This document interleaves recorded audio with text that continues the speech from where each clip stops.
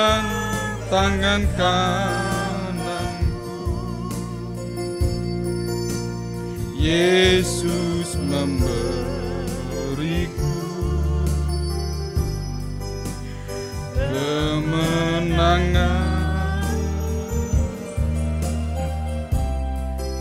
Yesus memegangku dengan tangan kanan. Yesus memberiku kemenangan.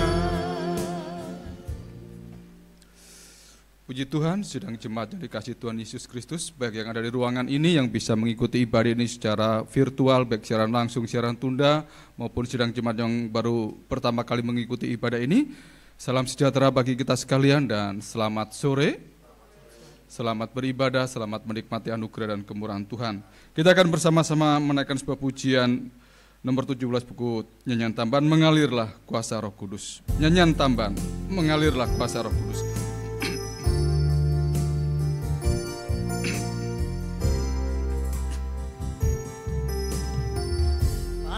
Bagaikan tanah kering yang merindukan air, demikianlah jiwaku haus akan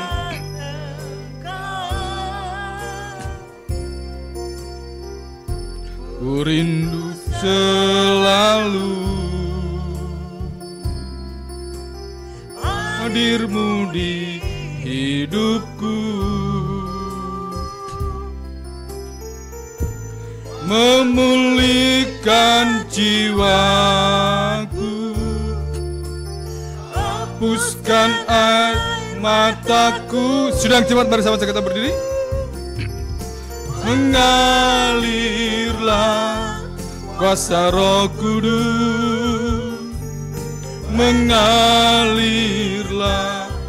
di tempat ini. Oh Roh Kudus, pulihkanku bagaikan tanah kering.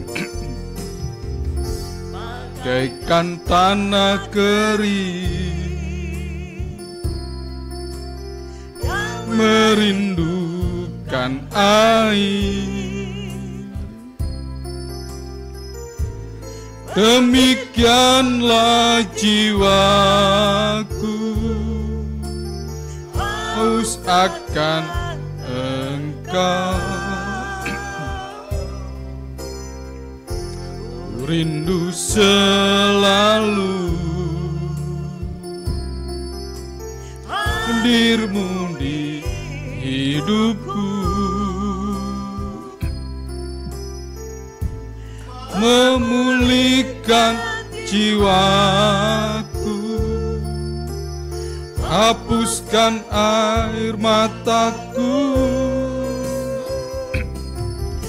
mengalirlah kuasa Roh Kudus, mengalirlah di tempat ini, mengalirlah oh Roh Kudus, diulihkan, mengalirlah, mengalirlah kuasa Roh Kudus, mengalirlah di tempat ini, mengalirlah oh Roh Kudus, diulihkanku.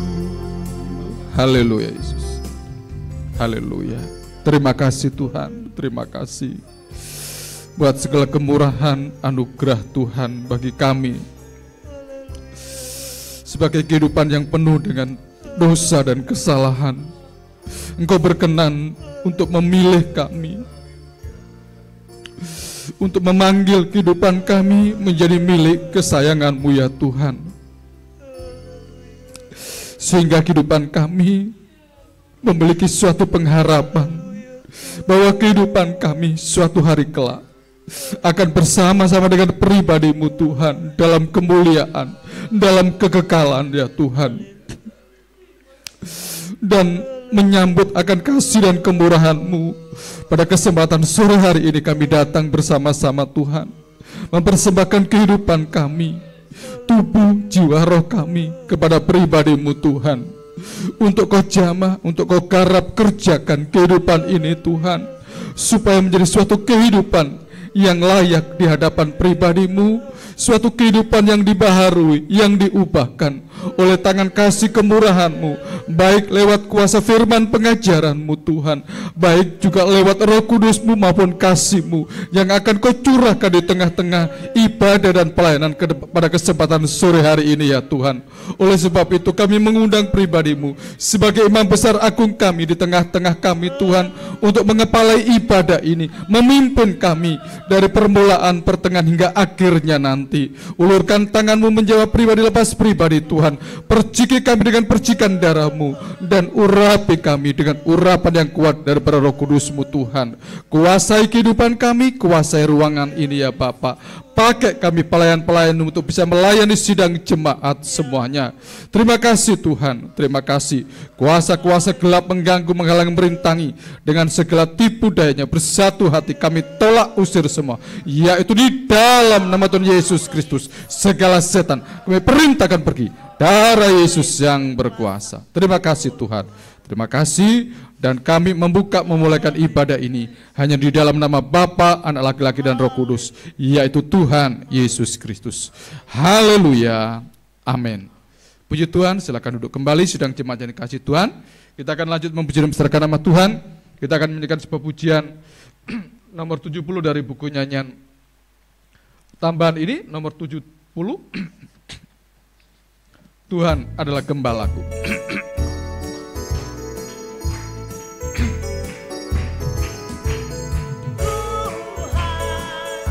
Adalah gembala kan kekurangan aku.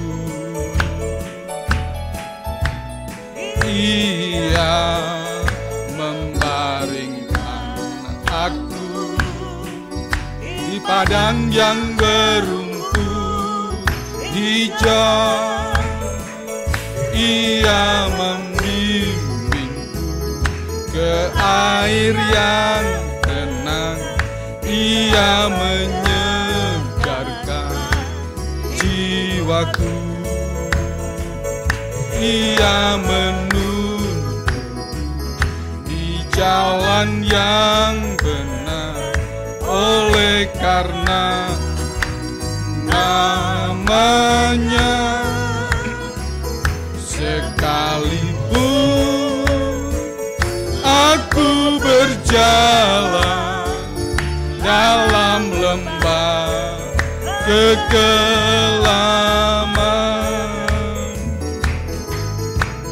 aku tidak takut bahaya, sebab Engkau besertaku. Padamu dan umatku,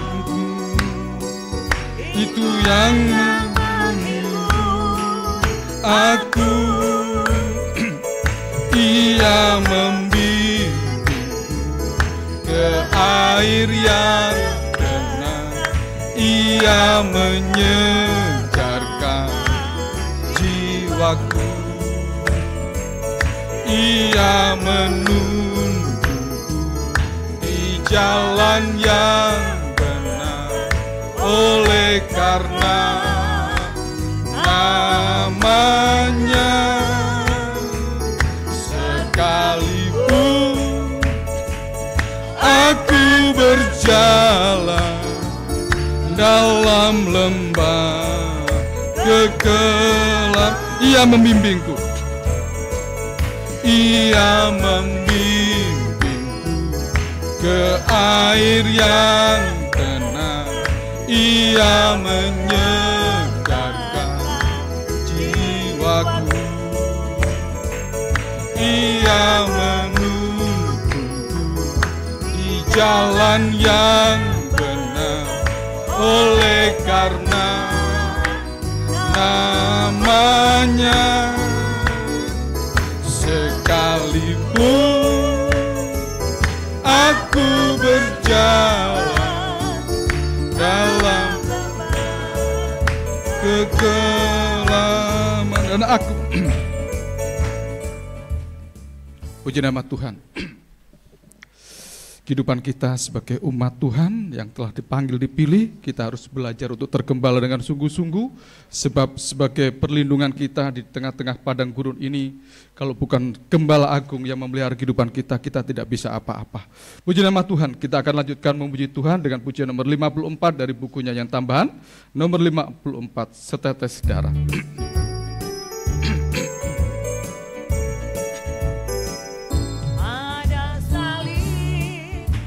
Bagi tiap orang, bagi jiwa pun ada surga terang, ada tempat dalam surga kekal.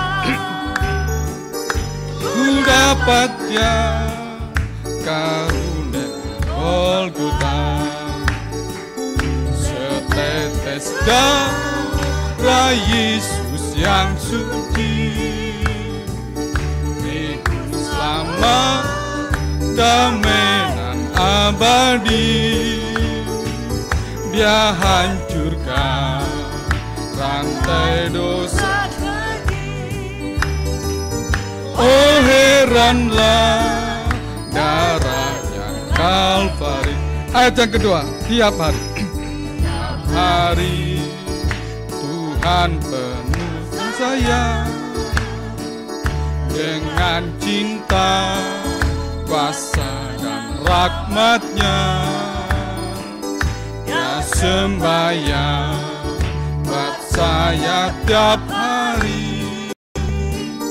Dia beli jiwaku atas Kalvari. Setetes darah, setetes darah Yesus yang suci, Iku selamat, damai dan abadi. Dia hancurkan rantai dosa kecil. Oh heranlah darahnya Kalvari. Ayat yang ketiga,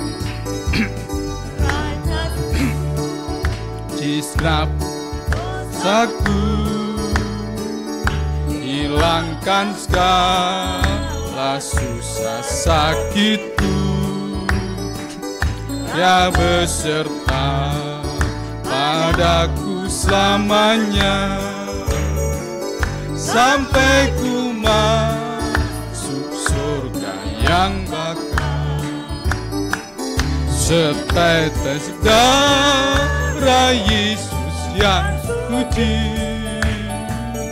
Iku selamat, damai dan abadi. Dia hancurkan rantai dosa kecil. Oh heranlah darahnya Kalvari. Setetes darah, setetes darah Yesus yang suci, Iku selamat, damai dan abadi.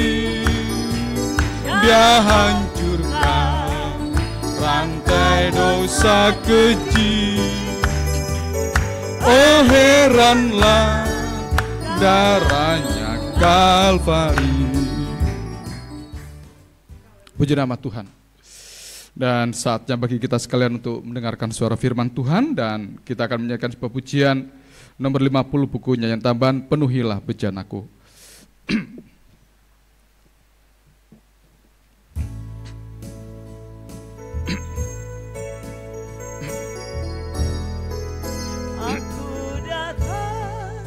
dan ku bersujud di hadapanmu,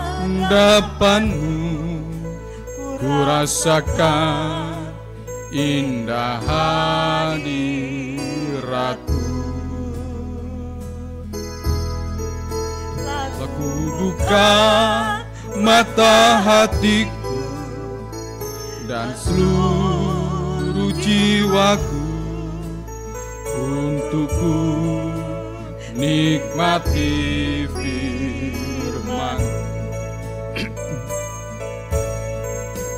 Firman-Mu yang kuasa untuk mengubah sikap hati. Sudah cepat, mari sama-sama kita berdiri. Firman-Mu yang tegakkan di saat ku terjatuh, penuhkanlah bejanaku dengan air sungai-Mu. Ku haus akan firman-Mu. Dari awal aku datang dan ku bersujud di hadapan-Mu, ku rasakan indah hadirat-Mu. Telah ku buka mata hatiku dan seluruh jiwaku untuk ku nikmati firman. Pelayanan selanjutnya kami serahkan kepada hamba-Nya. Firman-Mu yang kuasa berubah sikap hati, firman-Mu yang tegakkan di saat ku terjatuh, penuhkanlah bejanaku dengan air sungai-Mu. Ku haus akan firman-Mu. Penuhkanlah bejanaku Tuhan, penuhkanlah bejanaku dengan air sungai-Mu. Ku haus akan firman-Mu. Terima kasih Tuhan untuk hasrat dan kerinduan yang Tuhan beri, yaitu rasa butuh, rasa rindu, rasa lapar dan dahaga akan kebenaran firman-Mu, sehingga kami datang dalam penggembalaan Tuhan untuk kami makan dan minum dan menjadi puas, dan kami bisa mengalami penyucian dan keubahan-keubahan, pembaharuan secara pribadi dalam nikah, dalam pelayanan tahbisan kami, dan mengalami juga berkat-berkat rohani, berkat jasmani yang dicurahkan untuk memberkati kami sebagai tanda bukti pemeliharaan Tuhan yang ajaib dalam setiap hidup kami. Berfirmanlah ya Tuhan, nyatakanlah menjadi kehendak-Mu bagi kami semua, dan urapilah kami menjadi hamba untuk mampu menyampaikan firman dengan benar, jelas, murni, sesuai kehendak Tuhan, dengan kasih sayangnya Tuhan. Firman Roh Kudus dan kasih Tuhan dan perjamuan suci petang ini adalah nyata uluran tangan Tuhan Gembala Agung terulur menjamah kami, menopang menyokong kami, melakukan mujizat-mujizat dan keajaiban-keajaiban, sehingga kami mengalami pertolongan Tuhan. Doa-doa kami dikabulkan oleh Tuhan. Nama-Mu dipuji, dipermuliakan Tuhan. Terima kasih, dan urapi seluruh sidang jemaat Tuhan, baik yang ikut ibadah ini secara langsung maupun virtual, dimanapun berada, siaran langsung, siaran tunda, maupun yang baru pertama kali bersama kami bergabung dalam ibadah ini. Berkati untuk mampu mendengar firman sungguh-sungguh, sampai kami bisa menerima perjamuan suci, sampai kami bisa dapat merasakan firman-Mu menjadi darah daging bagi kami semua Tuhan. Terima kasih. Makin lama kami makin mengalami kuasa pengangkatan dari kemuliaan datang pada kemuliaan yang semakin besar Tuhan. Terima kasih. Kuasa setan iblis lewat, roh jahat, roh najis, roh ngantuk, keras hati, roh main-main, roh tidak percayakan firman, roh kurang ajar, durhaka dan lain-lain. Kami usir semua dalam nama Yesus. Darah Yesus yang berkuasa. Mohon kemurahan-Mu Tuhan. Terima kasih Tuhan, kami sambut kebesaran firman-Mu dalam nama Tuhan Yesus Kristus. Haleluya. Amin. Silakan duduk kembali. Puji Tuhan.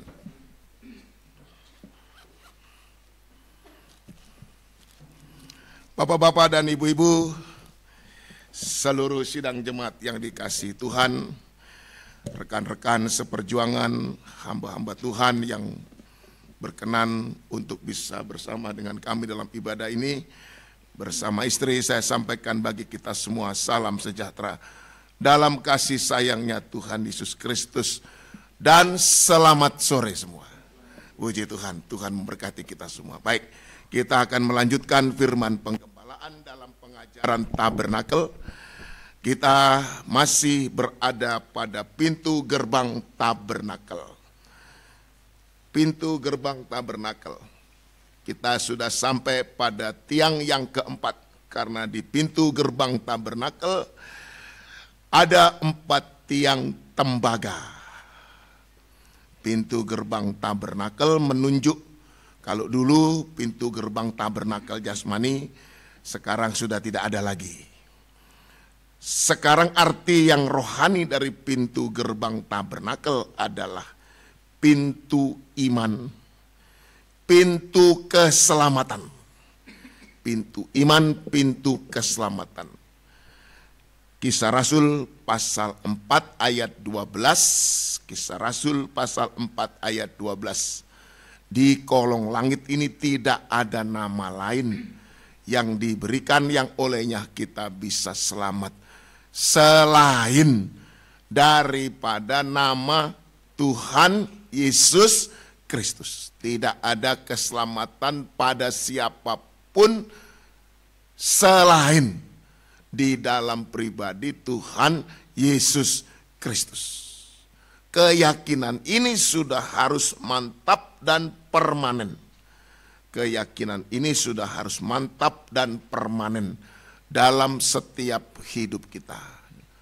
Jemaat, apalagi kami hamba Tuhan harus mantap. Sehingga kita tidak akan mau meyakini keselamatan di luar Yesus. Nanti nabi palsu, gereja palsu dengan ajaran-ajaran palsunya berupaya untuk membelokkan, untuk membelokkan iman. 2 Roma 10 ayat 9 sampai 10. Dibaca ini, mari. Roma 10 ayat 9 sampai ayatnya yang ke-11 ya. Roma 10 ayat 9. Sebab jika kamu mengaku dengan mulutmu bahwa Yesus adalah Tuhan dan percaya dalam hatimu ya, bahwa Allah telah membangkitkan Dia dari antara orang mati, ya, maka kamu akan diselamatkan. Perhatikan ayat 10. Karena dengan hati orang percaya dan dibenarkan, dan dengan mulut orang mengaku dan diselamatkan.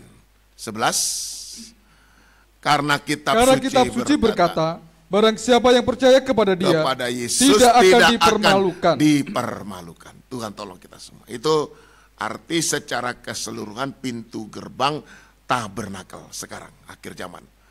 4 tiang ini menunjuk kepada 4 Injil. 4 tiang tembaga yang tingginya 5 hasta, itu menunjuk kepada 4 Injil.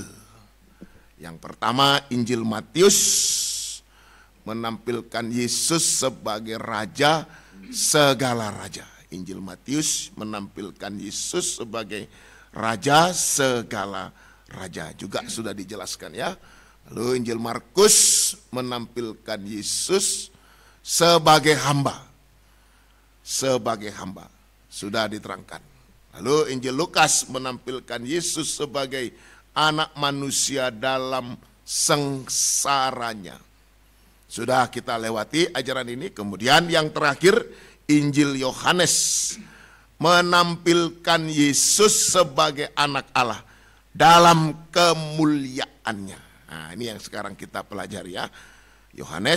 Injil Yohanes menampilkan Yesus dalam kemuliaannya, sebagai anak Allah dalam kemuliaannya.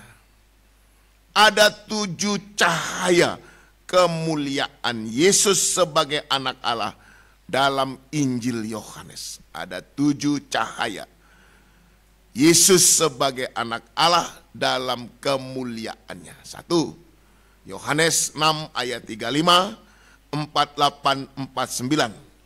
Yohanes 6, 35 ayat 48, 49. Yesus tampil sebagai roti hidup. Yesus tampil sebagai roti hidup. Nah, ini harus menjadi makanan kita. Roti hidup, itulah pembukaan firman sekarang. Jadi 7 cahaya kemuliaan Yesus sebagai anak Allah terkait dengan 7 kebahagiaan dalam kitab Wahyu. 7 cahaya Yesus, cahaya kemuliaan, 7 cahaya kemuliaan Yesus sebagai anak Allah terkait dengan 7 kebahagiaan dalam kitab Wahyu. Kebahagiaan yang pertama adalah Wahyu 1 ayat 3. Berbahagialah ia yang membaca, mendengar, dan yang menuruti kata-kata nubuat ini, sebab waktunya sudah dekat. Di Yohanes 6, orang-orang Yahudi mempertengkarkan tentang perkataan Yesus yang mengatakan bahwa dirinya adalah roti hidup. Pengajaran itu disampaikan Yesus di Kapernaum, di dalam rumah ibadah. Disampaikan di Kapernaum, di dalam rumah ibadah. Di situ banyak orang, tapi juga ada murid-murid Yesus. Kita tahu bahwa murid Yesus ada 12 orang. Yang pertama yang disebut sebagai 12 rasul. Tapi dalam Lukas 10 ada lagi murid yang jumlahnya 70 murid. Tetapi tidak disebut sebagai rasul. Hanya yang 12 murid saja. Nah, di dalam Injil Yohanes ini, di dalam rumah ibadah, perkataan atau ajaran Yesus itu dianggap sebagai perkataan yang keras. Rumah ibadah atau sinagog orang Yahudi di Kapernaum itu adalah rumah ibadah yang kosong dengan pribadi Tuhan, tidak ada pembukaan firman. Sehingga ketika Yesus menyampaikan tentang ajaran roti hidup yang menunjuk pada pribadinya, yang harus dimakan setiap orang yang percaya kepadanya, perkataan itu dianggap keras. Yohanes 6 ayat 60, perkataan itu keras. Coba kita baca. Dan mulai waktu itu ayat 66, ayat 60 dulu. Perkataan itu keras. Sesudah mendengar semuanya itu banyak dari murid-murid Yesus yang berkata, perkataan ini keras. Siapakah yang sanggup mendengarkannya? Ayat 66, mulai dari waktu itu banyak murid-muridnya mengundurkan diri dan tidak lagi mengikut dia. Nah, jadi nanti akhir zaman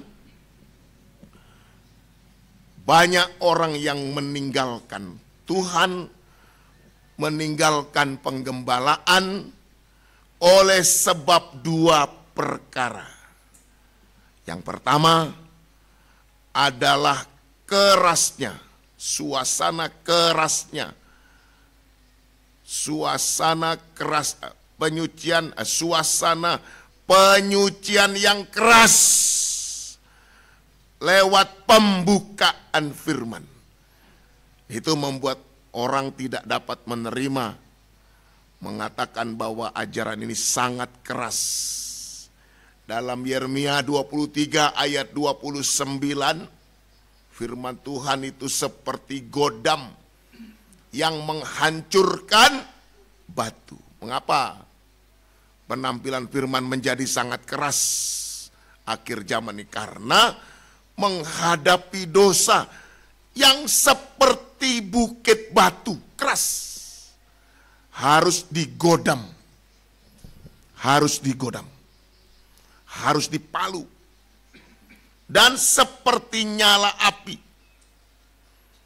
Perpaduan palu dan api kita sudah kenal, itu adalah pekerjaan penempaan.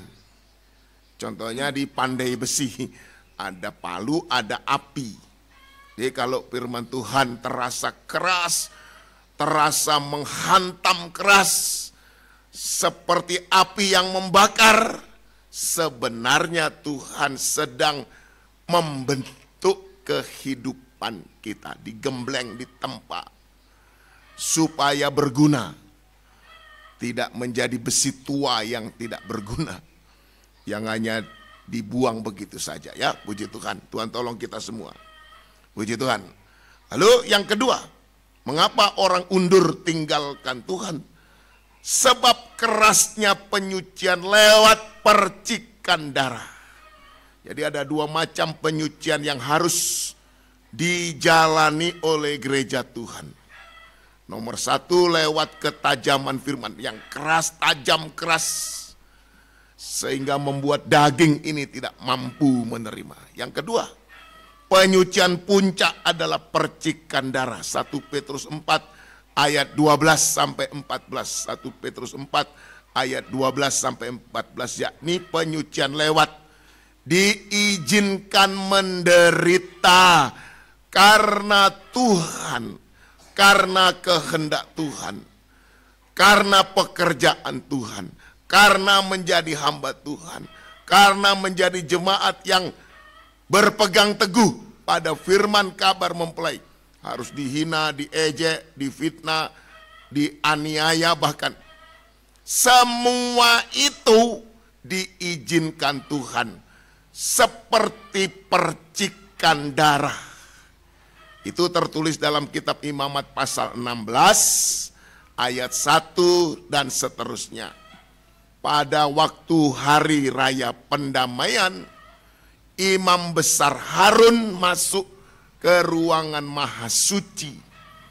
Pertama, membawa darah lembu jantan muda beserta dengan ukupan. Lalu memercik 7 kali darah di atas tutup tabut. Yang kedua di depan tabut perjanjian, untuk menyucikan imam besar sendiri dan keluarganya.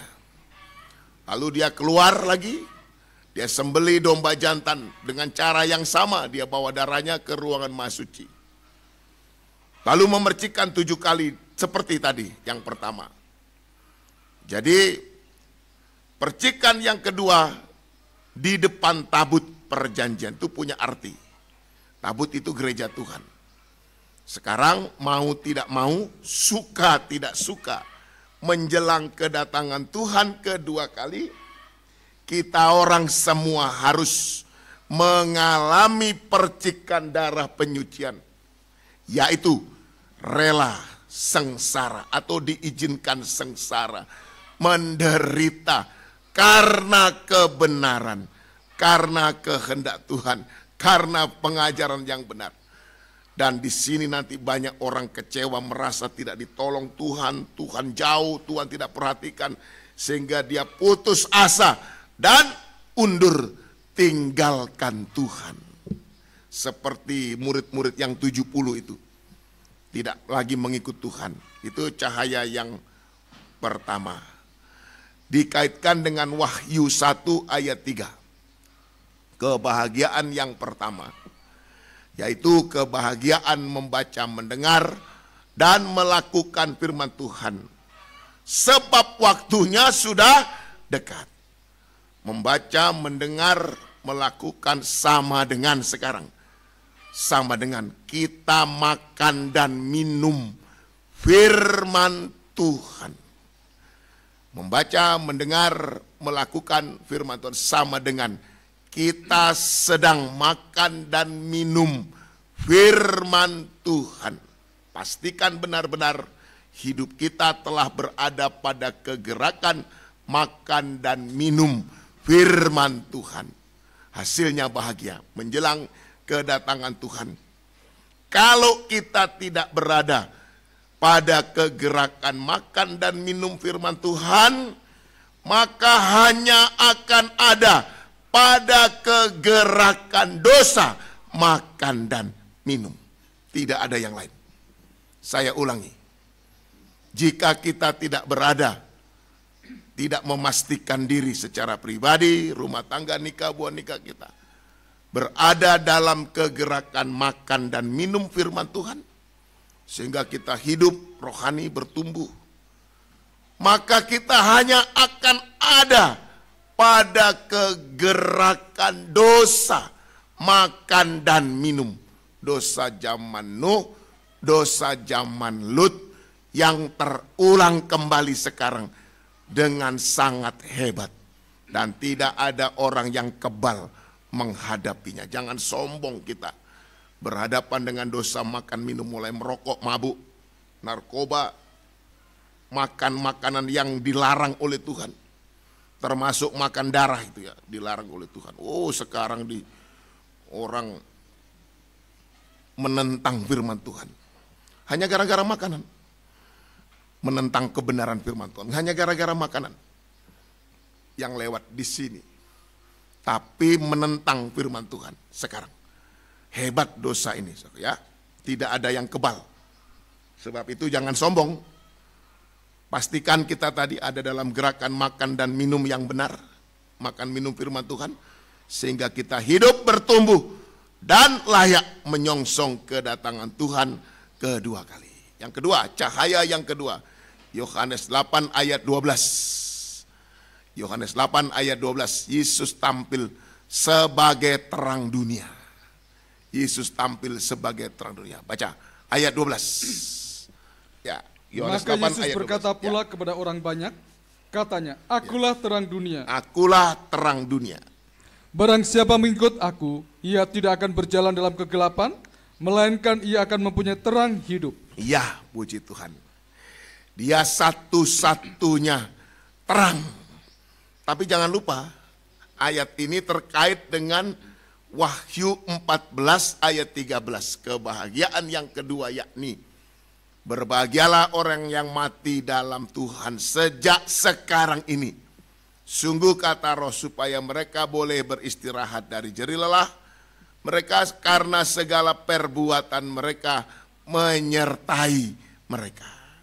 Ayat ini banyak dibacakan pada ibadah duka, ya, pada penguburan itu. Nah, banyak dibacakan. Kata orang mati yang berbahagia, mati dalam Tuhan. Seringkali diterjemahkan dengan matinya sebagai orang Kristen. Belum tentu. Belum tentu. Belum tentu. Saya tidak menghakimi, belum tentu. Matinya orang Kristen dalam Tuhan adalah orang Kristen yang beribadah dan melayani Tuhan, atau sebagai imamat yang rajani. Imam-imam dan raja-raja. Kata 1 Petrus 2 ayat 9 sampai 10 ya. 1 Petrus 2 ayat 9 sampai 10. Orang-orang inilah yang disebut dipanggil keluar. Mari. Dari kegelapan menuju terang yang ajaib. Nah, yuk silakan. Tetapi kamulah bangsa yang terpilih. Tetapi kamulah bangsa yang terpilih, imamat yang rajani, ya, bangsa yang kudus, umat kepunyaan Allah sendiri, ya, supaya kamu memberitakan perbuatan-perbuatan yang besar dari Dia, ya, yang telah memanggil kamu keluar dari kegelapan kepada terangnya yang ajaib. Nah, makanya Tuhan mau jadikan Matius, dikaitkan saja ya, Matius 5 ayat 14. Kamu adalah terang dunia. Terima kasih. Jadi Tuhan mau membawa pengikutan kita kepadanya harus mengalami peningkatan. Apa peningkatannya?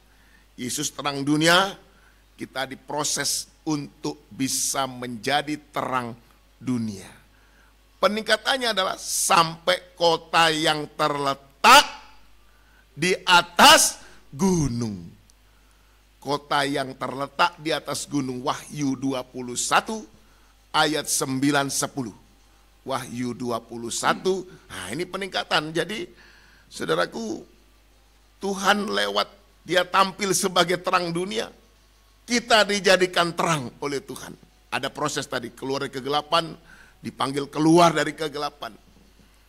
Sebagai imam-imam dan raja-raja, menjadi imamat yang rajani, ibadah dan melayani. Banyak orang mengabaikan ini. Ya. Ayo baca, maka datanglah seorang dari ketujuh malaikat yang memegang ketujuh cawan, yang penuh dengan ketujuh malapetaka terakhir itu. Ya. Lalu ia berkata kepadaku, ya, katanya, marilah ke sini. Ya. Aku akan menunjukkan kepadamu pengantin perempuan mempelai anak domba. 10. Lalu di dalam roh ia membawa aku ke atas sebuah gunung yang besar lagi tinggi. Dan ia menunjukkan kepadaku kota yang kudus itu, Yerusalem, turun dari surga, dari Allah. Ayat 11. Kota itu penuh dengan kemuliaan Allah, dan cahayanya sama seperti permata yang paling indah, bagaikan permata yaspis, jernih seperti kristal. Jadi ini adalah suatu peningkatan rohani. Makanya sebagai hamba Tuhan harus paham betul mau dibawa kemana sidang jemaat dalam penggembalaan. Saya tidak menggurui, karena jangan sampai kita beredar-edar seperti orang Israel 40 tahun, berpindah-pindah 33 kali, 33 tempat selama 40 tahun. Dikelilingi itu, sebenarnya 41 ya. Tapi 33 dalam bilangan pasal 33, silakan dibaca sendiri nanti ya. Baik, beredar-edar sampai mati semua di padang gurun. Sampai mati, 603.550 orang, sisa 2. Semuanya mati yang dihitung 20 tahun ke atas, habis mati, lenyap. Bangkai disebut bangkai-bangkainya berhantaran di padang belantara 40 tahun. Sisa 2 yakni Yosua dan Kaleb, generasi yang dihitung, bilangan pasal 1 sampai pasalnya yang ketiga dihitung. 20 tahun ke atas laki-laki yang sanggup berperang. Jumlahnya 603.550 orang, tidak termasuk anak-anak dan perempuan-perempuan dan lanjut usia. Semuanya yang dihitung 20 tahun ke atas mati, beredar-edar di padang gurun. Hati-hati, kita mohon kemurahan Tuhan dalam pelayanan kita, mau berapa dipercayakan oleh Tuhan. Jangan sampai kita seperti Israel beredar-edar, tidak sampai ke tanah Kanaan. Puji Tuhan, kita kembali. Jadi ini suatu peningkatan. Grafik kita makin lama makin naik. Sampai menjadi kota yang terletak di atas gunung. Itulah mempelai wanita Tuhan. Penampilannya di atas gunung, artinya tingkat kerohanian kita sekarang makin lama makin naik. Peningkatan. Sampai kita menjadi sama suci tadi. Bening, jernih seperti kristal.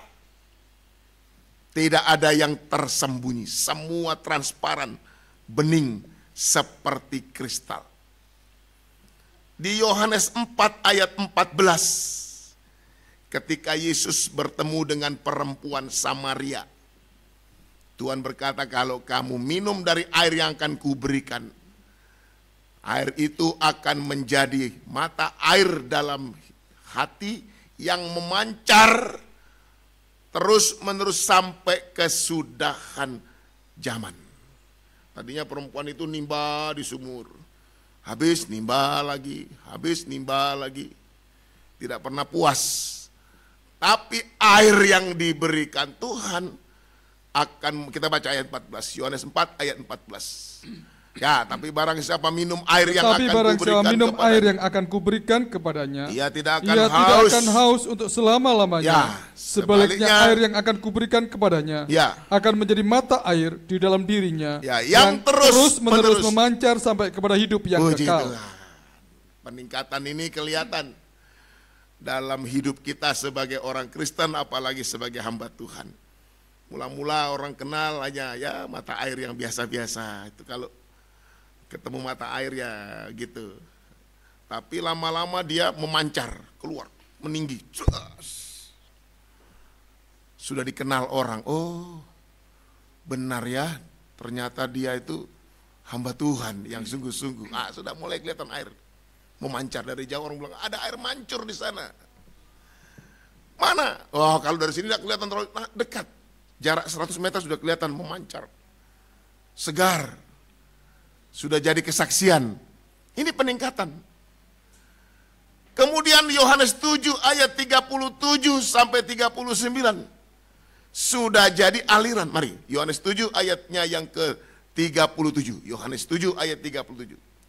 Yohanes 7 ayat 37. Dan pada hari terakhir, ya, yaitu pada puncak perayaan itu, Yesus berdiri dan berseru, barang siapa haus, baiklah ia datang kepadaku dan minum. Ya. Barang siapa percaya kepadaku, seperti yang dikatakan oleh kitab suci, ya, dari dalam hatinya akan mengalir aliran air hidup. Aliran air hidup. Dari memancar ke atas kelihatan, wah, sudah bisa dilihat, bahkan mungkin sudah bisa dicedok.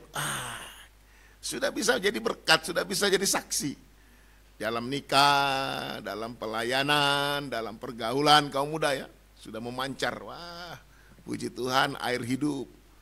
Lama-lama meningkat sampai jadi suatu aliran.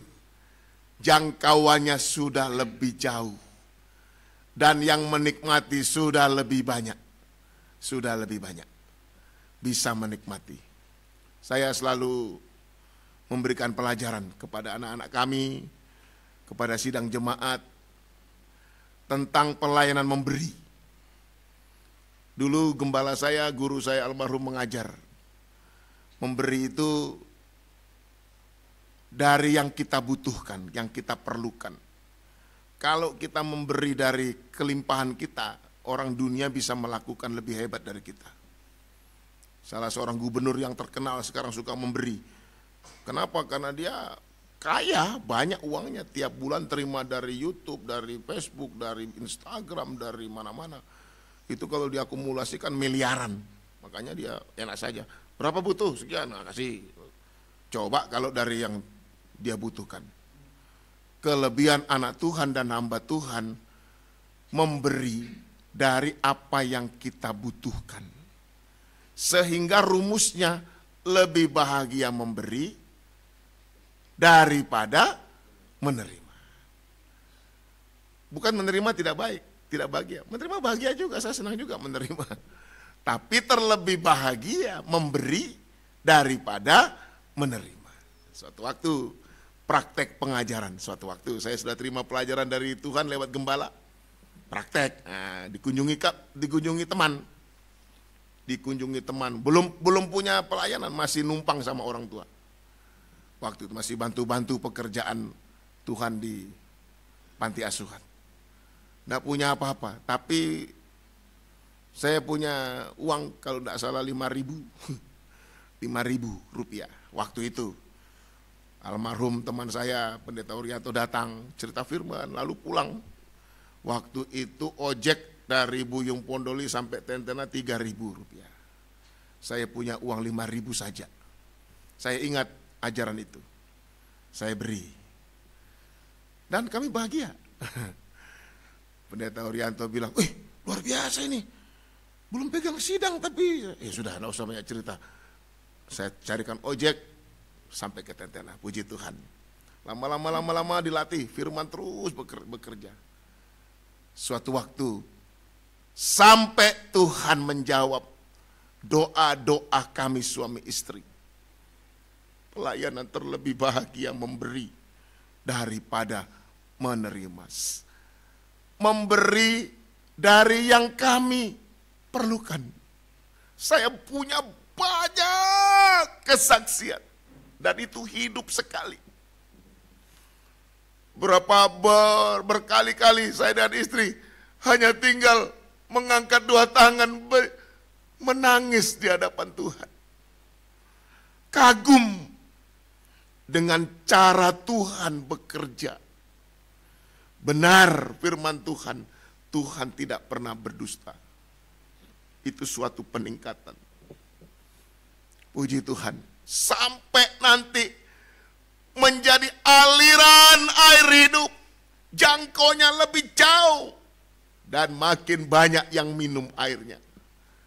Memberi kesegaran dan kehidupan.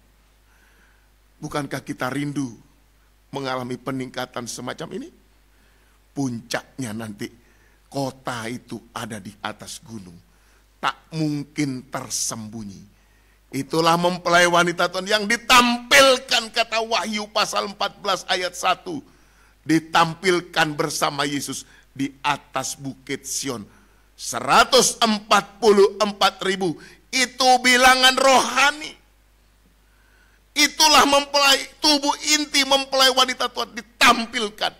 Berdiri sejajar, artinya ditampilkan sama suci, sama sempurna. Dan dipermuliakan bersama dengan Yesus. Luar biasa. Tuhan tolong kita semua. Ini kebahagiaan yang ketiga. Kebahagiaan yang kedua, Kebahagiaan yang kedua. Yesus tampil sebagai terang dunia. Lanjutkan yang ketiga, cahaya yang ketiga. Yohanes 10. Langsung ayat 9. Dari 1:9 tapi baca ayat 9. Yesus tampil sebagai pintu penggembalaan. Mari. Silakan. Akulah pintu. Barang siapa masuk melalui aku, ya, ia akan selamat dan ia akan masuk dan keluar dan menemukan padang rumput. Ya, Yesus satu-satunya pintu, yaitu pintu penggembalaan yang benar. Terkait dengan Wahyu 16 ayat 15. Aku datang seperti pencuri. Berbahagialah dia yang berjaga-jaga dan memperhatikan pakaiannya, supaya ia jangan berjalan dengan telanjang dan jangan kelihatan kemaluannya. Jadi pintu dan pakaian.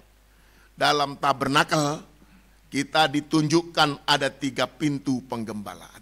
Nomor 1 pintu gerbang tadi. Pintu gerbang sama dengan pintu panggilan, pintu iman. Jadi pintu gerbang terkait dengan Wahyu 17 ayat 14. Silakan. Wahyu 14 ayat 17. Wahyu 17 ayat 14, sorry. Wahyu 17 ayat 14. Ya, silakan. Dan mereka akan berkata, ulangi. Mereka akan berperang melawan anak domba, tetapi anak domba akan mengalahkan mereka. Ya. Karena ia adalah Tuhan di atas segala Tuhan. Di atas segala Tuhan. Dan Raja di atas segala Raja. Ya. Mereka bersama-sama dengan dia juga akan menang. Ya, siapa yang menang? Mereka yang terpanggil. Yang terpanggil pintu gerbang. Yang telah dipilih. Yang telah dipilih. Dan pintu yang setia. Kemah, tunggu dulu. Yang telah pintu kemah. Dan yang setia. Yang setia, pintu tirai. 1 Korintus 13 ayat 13. Terkait dengan 1 Korintus 13 ayat 13. Demikianlah tinggal ketiga hal ini. Demikianlah tinggal ketiga hal ini, ya, yaitu iman. Iman pintu gerbang. Pengharapan. Pengharapan pintu kemah suci. Dan kasih. Dan kasih pintu tirai atau pintu kesempurnaan. Dan yang paling besar di antaranya ialah kasih. Jadi Yesus adalah pintu gerbang, pintu kemah suci, pintu tirai. Sama dengan pintu panggilan, pintu pilihan, pintu setia. 2, sama dengan pintu iman, pintu pengharapan, dan pintu kasih. Bisa ya gampang dikait-kaitkan ya, baik. Jadi Yesus adalah pintu, yaitu pintu penggembalaan satu-satunya untuk bisa mencapai penggembalaan yang sempurna, tertulis dalam Wahyu pasal 7 ayat 9, maaf. Wahyu 7 ayat 9 sampai 17. Di sana ditampilkan oleh Tuhan, dilihat oleh Yohanes di Pulau Patmos tentang penggembalaan yang sempurna. Kita baca saja ayatnya yang ke-15 saja. Ayatnya yang ke-9 dulu baru ayat 15. 9 dulu. Wahyu 7 ayatnya yang ke-9.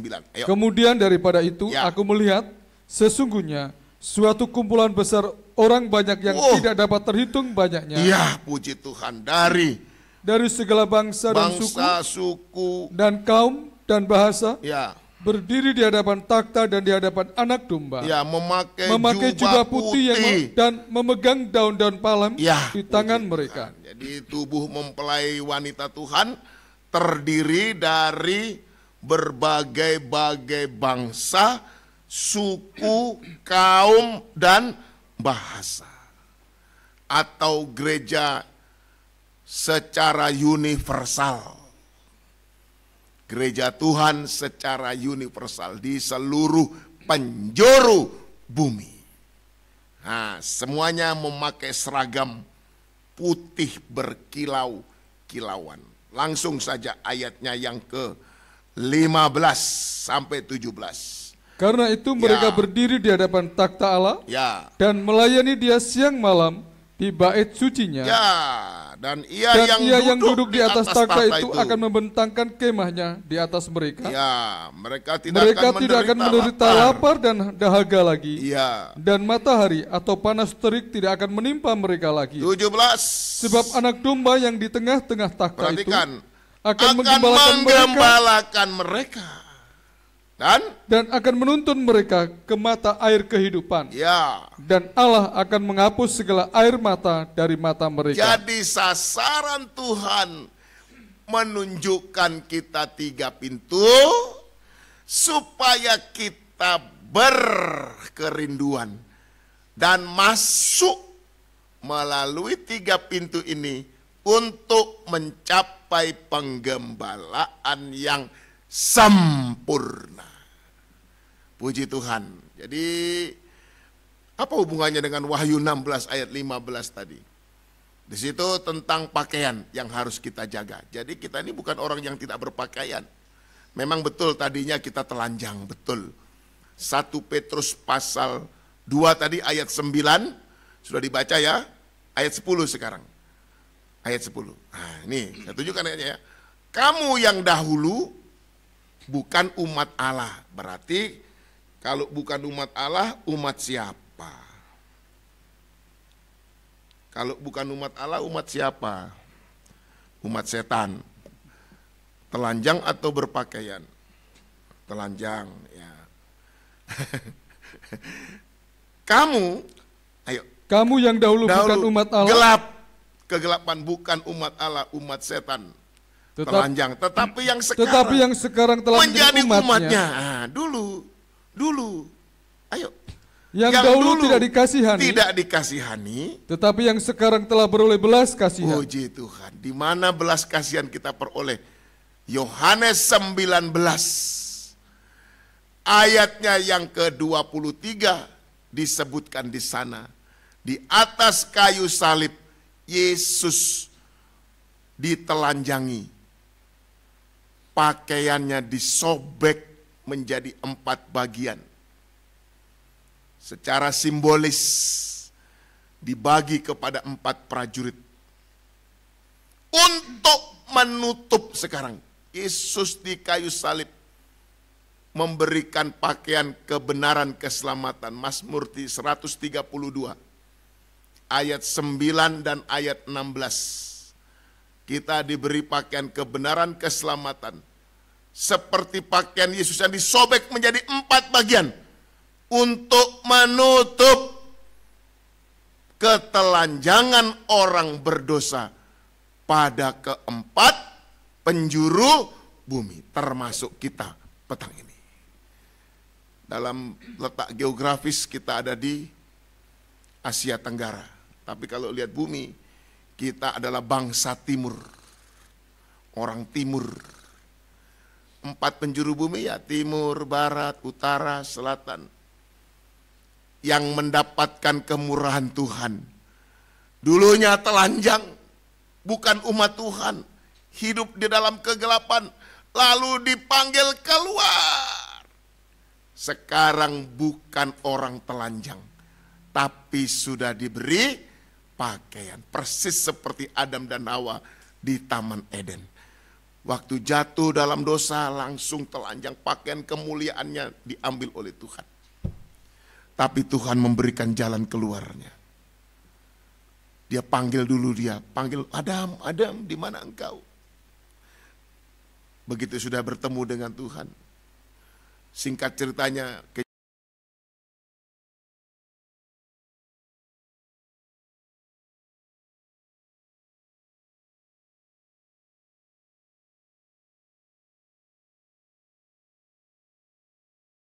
ambil kulitnya. Bukan begini. Ini kulit langsung. Nah, bukan begitu. Disebutkan, coba ayat 21. Kejadian 3 ayat 21. Nah, itulah kasih Tuhan. Saya kalau merenung ini, saya malu. Dan Tuhan Allah membuat pakaian dari kulit binatang. Ini binatangnya harus mati, ini harus berdarah mati. Untuk manusia, dan untuk istrinya itu. Perhatikan yang terakhir. Lalu mengenakannya kepada mereka. Kata mengenakan itu memakaikannya. Ya, minta maaf. Seperti pada anak-anak kita waktu masih kecil-kecil.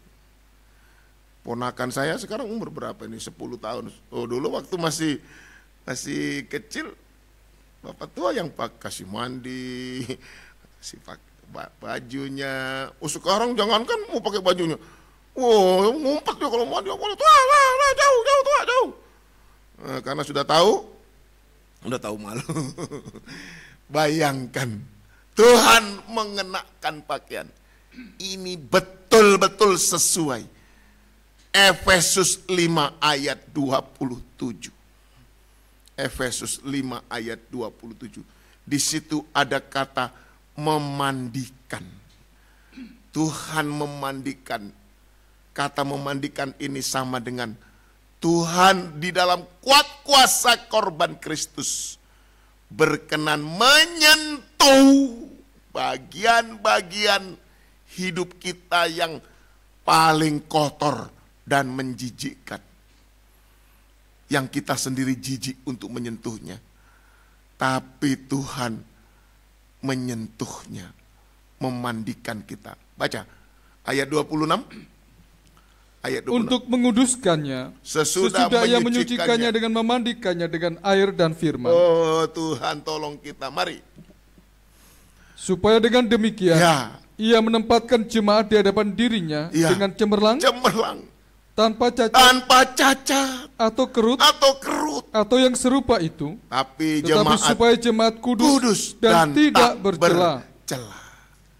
Kuasa penyucian pemandian, atau Tuhan mengenakan pakaian untuk menutup ketelanjangan kita yang memalukan. Menjelang kedatangan Tuhan ini, tolong jangan sampai kita kehilangan pakaian kebenaran, keselamatan. Mazmur 132 ayat 9 dan ayat 16. Kita dikenakan pakaian kebenaran, keselamatan. Itu yang dibagi 4 bagian tadi. Tapi ada yang kedua. Jubah yang tidak disobek, melainkan diundi. Nah, ini menarik sekali. Jubah Yesus itu cuma 1 jahitan. Prajurit-prajurit jangan disobek. Baiklah kita membuang undi. Dibuang undi. Treng. Yang dapat nyono, bawahnya namanya nyono. Nyana, nyene, nyono, nyini. Yang dapat nyono. Puji Tuhan, dapat. Tidak disobek. Puji Tuhan, semoga saya jadi nyono-nyono. Oh, terima kasih. Jubah itu sekarang ada di ruangan suci. Kita harus meningkat dari pintu gerbang sudah terima pakaian kebenaran keselamatan. Pakaiannya dirobek menjadi 4 bagian untuk menutupi ketelanjangan kita yang berdosa. Meningkat, masuk pintu kemah suci, pintu pilihan, pintu pengharapan. Sekarang menuju pada penggembalaan ruangan suci. Untuk apa? Kita diberi jabatan, pakaian jabatan pelayanan. Istilah Keluaran 28 ayat 1, 2 dan ayat 40. Keluaran 28 ayat 1, 2 dan 40 disebut sebagai pakaian perhiasan kemuliaan. Itulah jabatan-jabatan dan karunia Roh Kudus. Tadi saya sempat bicara tentang Yusuf. Yusuf dibuatkan jubah maha indah oleh bapaknya. Lalu disuruh, Yusuf, ya Pak, pergi tengoklah kakak-kakakmu di mana mereka berada sekarang. Baik Pak. Logikanya kalau pergi nengok kakak-kakaknya yang ada di padang menggembalakan kambing domba kan mestinya ya pakailah pakaian yang biasa-biasa atau pakaian yang jelek-jelek lah. Tapi tidak Yusuf, dia pakai pakaian yang maha indah. Dari jauh dilihat sama saudaranya. Wah, jalannya, wah, lihat si tukang mimpi kita telah datang. Mari kita bunuh dia. Ini saya bicara soal pakaian, yaitu jabatan dan karunia Roh Kudus. Jangan pernah ditanggalkan, dilepaskan dengan alasan apapun. Sekalipun menghadapi pembunuhan atau kebencian sekarang. Itu identitas kita. Banyak orang menjadi hamba Tuhan kalau di gerejanya, jadi di atas mimbar, wah dia hamba Tuhan. Tapi begitu keluar, entah pergi kemana, dia tidak mau dipanggil hamba Tuhan. Sama dengan dia tanggalkan jubah yang maha indah. Malu sekali dipanggil Pak Pendeta. Jangan panggil begitu. Mari Pak Pendeta, jangan panggil Pak Pendeta. Ya Bapak kan pendeta, di sini jangan panggil Pak Pendeta, tidak bagus. Mari Pak. Aduh, Bapak Pendeta kapan datang? Malu. Tuhan bilang kalau engkau malu mengakui aku di depan manusia, aku pun akan menyangkal atau malu mengakui engkau di hadapan Bapa di surga.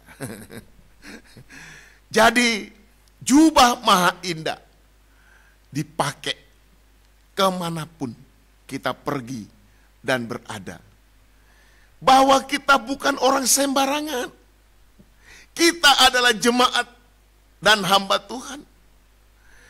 Sebagai jemaat yang ibadah dan melayani Tuhan. Makanya kalau mati bahagia. Karena dia istirahat. Karena jerih lelahnya menyertai dia. Jadi kematian jasmani ternyata tidak bisa mengakhiri keimamatan kita. Memang kalau saya mati pamannya, ya sudah tidak jadi gembala lagi, sudah tidak khotbah. Bahkan tempat saya dipisahkan jauh dari keluarga, yaitu di kuburan. Kalau di rumah masih hidup, biar sakit-sakit tidurnya di spring bed. Biar sakit. Biar tidak punya uang, tidak mungkin istri saya suruh, kan tidur di kuburan sana Pak. Nah kenapa? Kan Bapak tidak punya uang lagi. Tidak mungkin. Tidak pernah juga disuruh. Jangan kan di kuburan, ditidur di luar sana Pak. Kenapa Toma? Bapak kan sudah punya uang. Sana. Tapi kalau sudah mati tidak usah disuruh. Pasti dibaringkan di mana? Di mana? Di kuburan. Tidak ada orang mati dibaringkan di sisi istrinya kalau dia suami. Atau istri kalau dia. Tidak ada. Di kuburan jauh. Sendiri, sepi. Tapi lihatlah, pada kebangkitan yang pertama, menuju kerajaan 1000 tahun damai, Wahyu 20 ayat 4-6, tetap mereka menjadi imam-imam dan raja. Lu baca ayatnya, baca. Pada kebangkitan, ayo. Lalu aku melihat takhta dan orang-orang yang duduk di atasnya. Kepada mereka diserahkan kuasa untuk menghakimi. Terus, aku juga melihat jiwa-jiwa mereka. Aku melihat orang-orang yang mati, besar dan kecil, berdiri di hadapan takhta itu. Lalu dibuka semua kitab dan dibuka Wahyu 20, juga ayat 4. Ya betul. Terus. Sebuah kitab lain yaitu kitab kehidupan. Maaf, ayat yang ke Wahyu 20 ayat 4. Lalu aku melihat takhta-takhta dan orang-orang yang duduk di atasnya, kepada mereka diserahkan kuasa untuk menghakimi.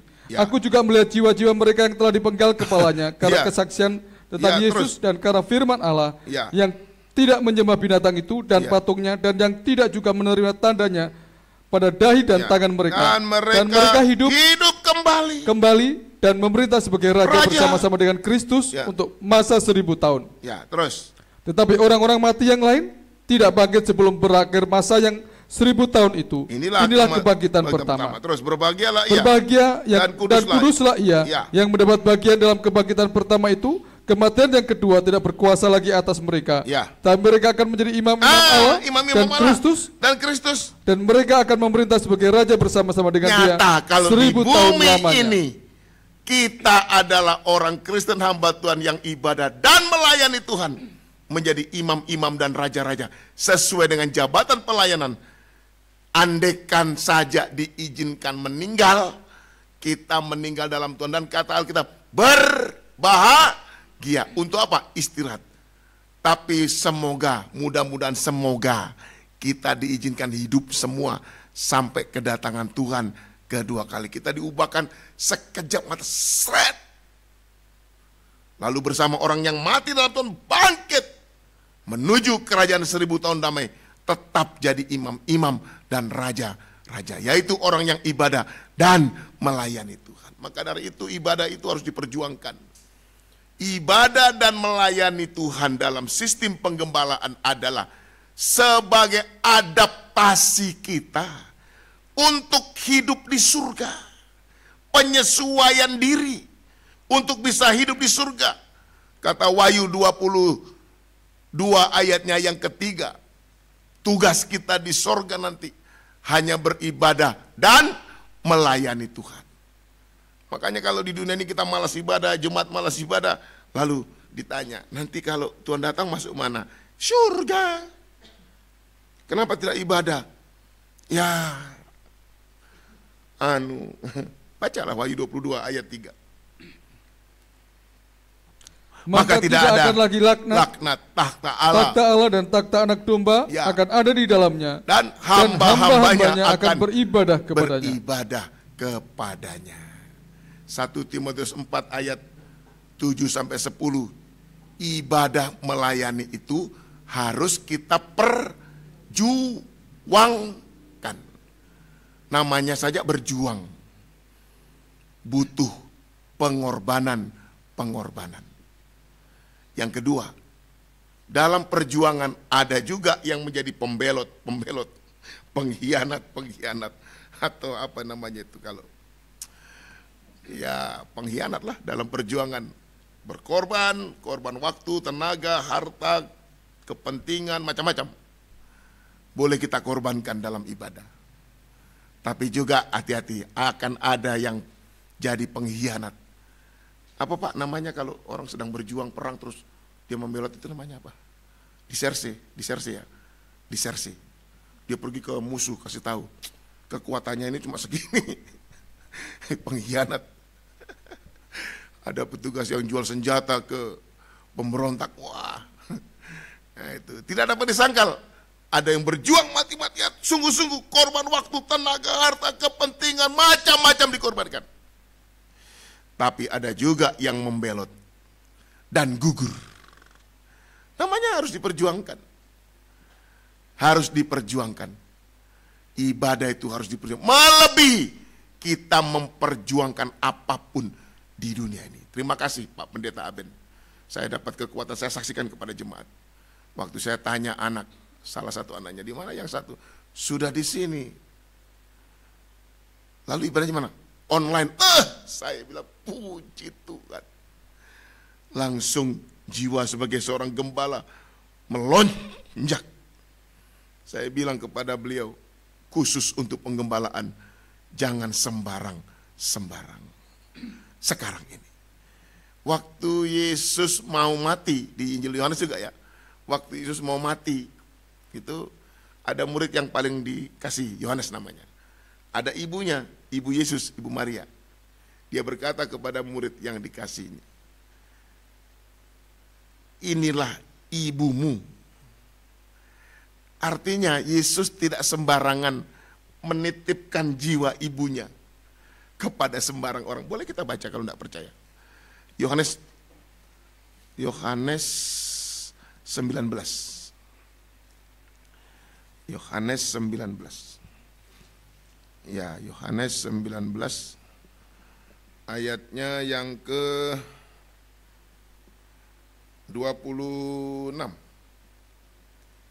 Ketika Yesus melihat ibunya dan murid yang dikasihinya di sampingnya, berkatalah ia kepada ibunya, Ibu, inilah anakmu. Nah, ibu, betul ini. Ya, terus kemudian katanya kepada murid-muridnya, inilah ibumu. Dan sejak saat itu murid itu menerima dia di dalam rumahnya. Oh, jangan sembarang. Sebagai gembala sidang menitip-nitipkan jiwa jemaat. Bukan fanatik, bukan. Tapi selektif itu sangat perlu. Sebab anak, keluarga itu jiwa.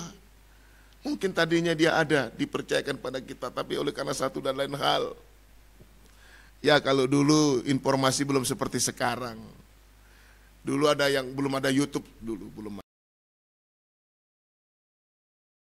Pastikan dulu, kamu kerja di mana, di sana ada enggak penggembalaan. Saya usut.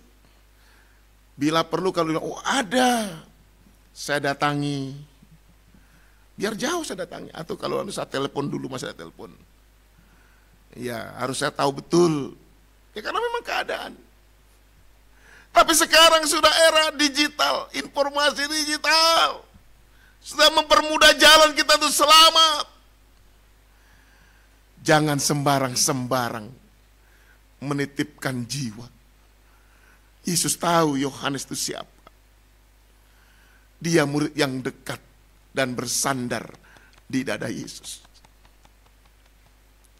Dia menulis Injil Yohanes.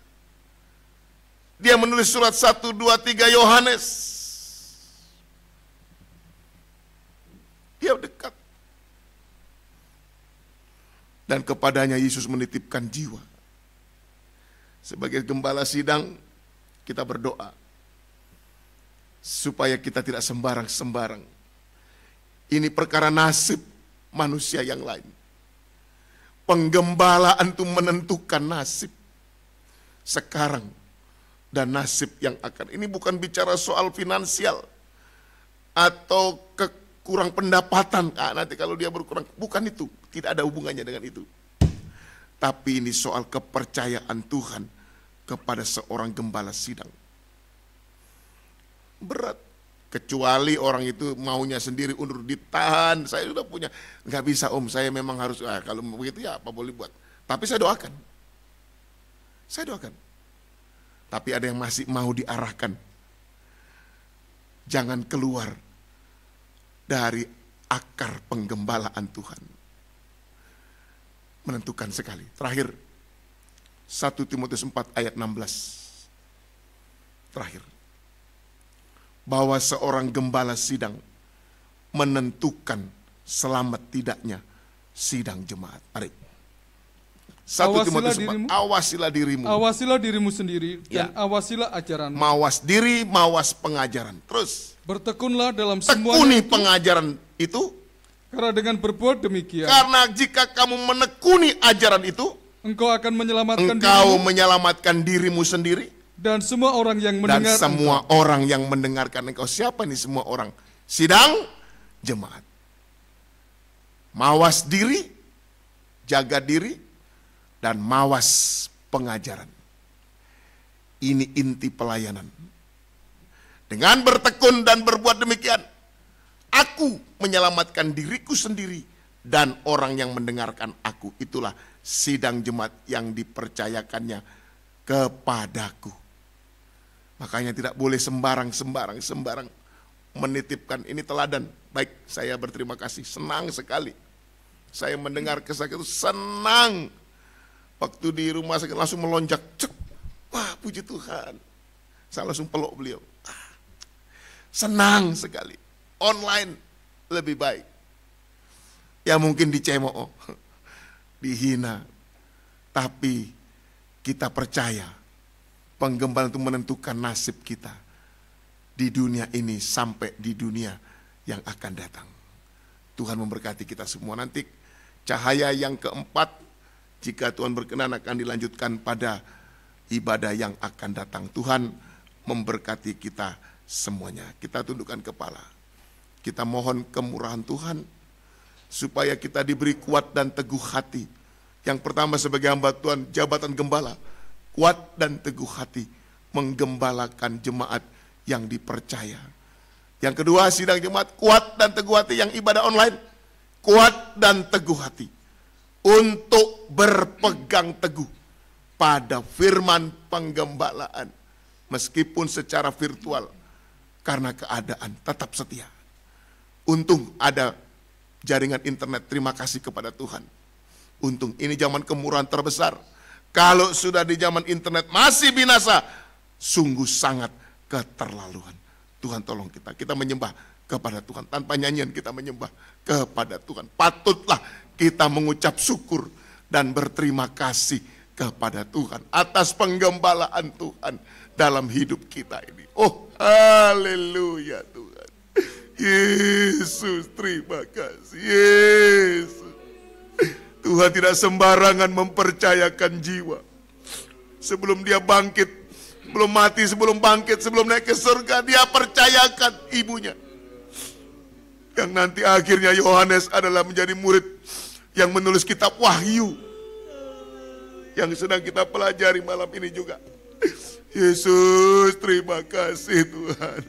Yesus, terima kasih. Ini bukan menyangkut soal uang, soal pendapatan gembala, bukan. Tapi ini menyangkut nasib kita sekarang dan nasib kita yang akan datang. Tuhan tolong kita. Yesus, kita sembah Dia. Oh, Yesus, gembalakan kami di zaman akhir ini Tuhan. Gembalakan kami di zaman akhir Tuhan. Zaman yang paling rawan ini Tuhan. Haleluya. Zaman paling kotor, paling busuk, paling jahat, paling najis, paling mematikan akhir zaman ini. Yesus, tolong kami. Dalam penggembalaan itu setia Tuhan. Haleluya, haleluya, haleluya. Persekutuan penggembalaan antar penggembalaan sampai suatu waktu menjadi satu tubuh dengan Israel secara jasmani Tuhan. Dan Engkau segera datang kedua kali. Yesus, terima kasih Tuhan. Kami bahagia malam ini Tuhan. Engkau ada di sama-tengah kami Tuhan. Membaca hati kami semua. Mohon kemurahan Tuhan. Terima kasih, tetapkan firman-Mu Tuhan. Yesus, terima kasih Tuhan. Mampukan kami dalam penggembalaan. Hamba-hamba yang banyak kekurangan, cacat celah Tuhan. Terima kasih banyak. Haleluya, haleluya. Terima kasih. Dimanapun sidang jemaat berada, yang Tuhan percayakan, seorang demi seorang, tiap rumah tangga nikah, dimanapun berada, situasi bagaimanapun, tangan Gembala Agung terulur untuk menopang, menyokong, memegang, memeluk, melakukan mujizat dan keajaiban Tuhan. Oh, terima kasih. Turunkan tangan. Terima kasih Tuhan. Terima kasih. Terima kasih. Berkati roti air anggur di hadapan kami. Bukan lagi roti air anggur biasa, tetapi kenyataan daging dan darah Yesus. Sesudah kami makan dan minum, kami dapat kekuatan dan firman-Mu menjadi darah dan daging bagi kami semua. Terima kasih Tuhan. Dalam nama Tuhan Yesus Kristus, kami sudah berdoa dan akan terima pelayanan perjamuan suci. Haleluya. Amin. Jadikan kami sekawanan domba.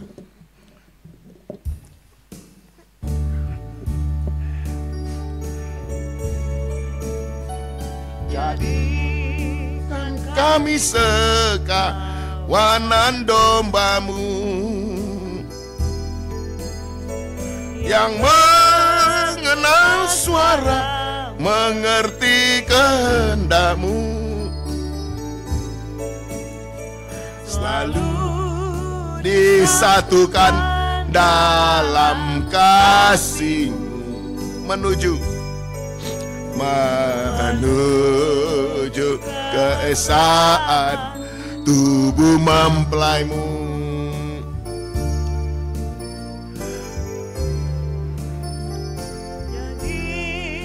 Dan kami sekawanan dombamu. Haleluya, haleluya. Yang mengenal suara, mengerti kehendakmu,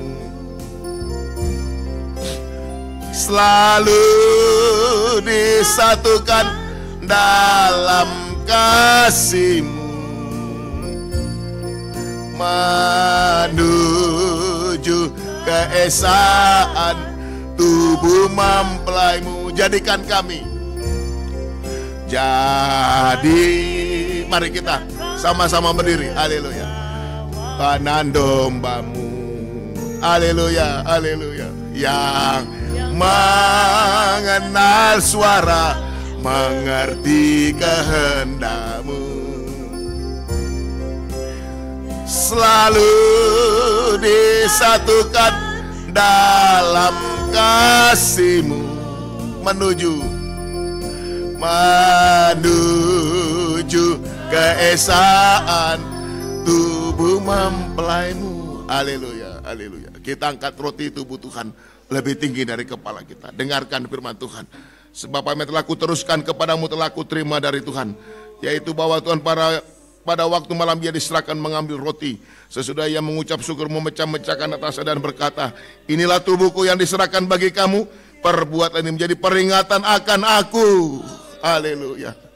Bukankah roti yang kita angkat adalah persekutuan kita dengan dagingnya Kristus yang hidup? Amin. Dengan iman kita makan dalam nama Yesus.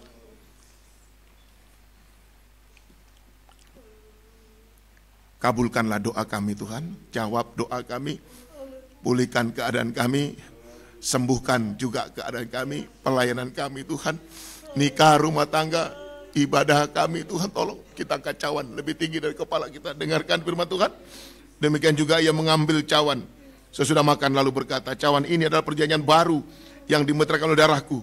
Perbuatlah ini setiap kali kamu meminumnya menjadi peringatan akan aku. Haleluya. Bukankah cawan ini adalah persekutuan kita dengan darahnya Kristus yang hidup? Amin. Dengan iman kita minum dalam nama Yesus. Oh, terima kasih. Mari kita angkat dua tangan, kita menyembah Tuhan. Sebab setiap kali kamu makan dan minum cawan ini, kamu memberitakan kematian Tuhan sampai Ia datang. Haleluya, haleluya, haleluya. Oh, haleluya, haleluya, haleluya. Nyatakan mujizat, keajaiban, tanganmu terulur. Haleluya. Haleluya, haleluya, haleluya, haleluya. Yesus, gembala aku, gembala manis, Tuhan tidak pernah tinggalkan kami. Terima kasih Tuhan, terima kasih. Tenangkan hati kami, kuatkan iman pengharapan kami kepadamu. Sidang jemaat, hamba-hamba Tuhan, rekan-rekan seperjuangan, kita semua adalah hamba-hamba yang dipercaya. Mari kita mohon belas kasihan Tuhan. Sekali lagi kita angkat tangan, kita menyembah. Oh Tuhan, terima kasih Tuhan. Mohon belas kasih-Mu Tuhan. Haleluya, terima kasih Tuhan. Terima kasih Tuhan, tetapkan firman-Mu bagi kami semua. Terima kasih. Turunkan tangan. Jawaban-jawaban dari Tuhan telah diperintahkan untuk menjawab doa-doa permohonan kami semua. Dalam nama Tuhan Yesus Kristus kami sudah berdoa mengucap syukur. Haleluya. Amin. Puji Tuhan. Tuhan memberkati kita semua. Jagaku seperti biji matamu. Kita memberikan kurban persembahan kita kepada Tuhan.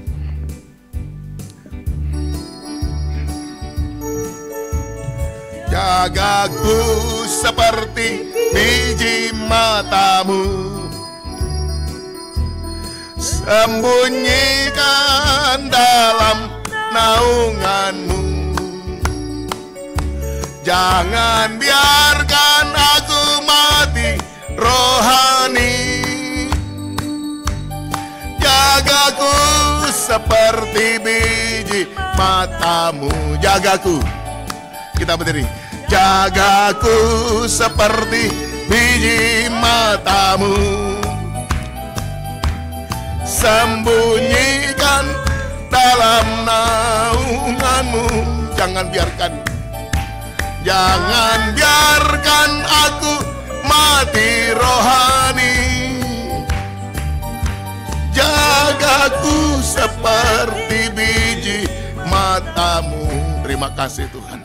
Jemaat di Kota Karawang, Jawa Barat, di Bandung Tuhan, kami serahkan dalam tangan kemurahan-Mu.